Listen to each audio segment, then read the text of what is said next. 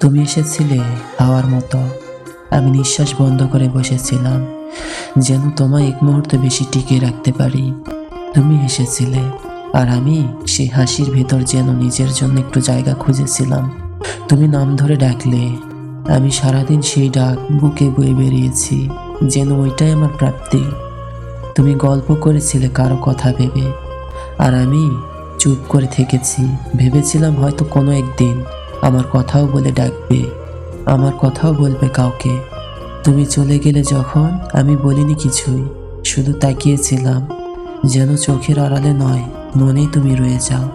তুমি জানতে পারোনি এই চুপচাপ ছেলেটা তোমার প্রতিটি শব্দের মধ্যে নিজের স্বপ্ন বুনে নিয়েছিল।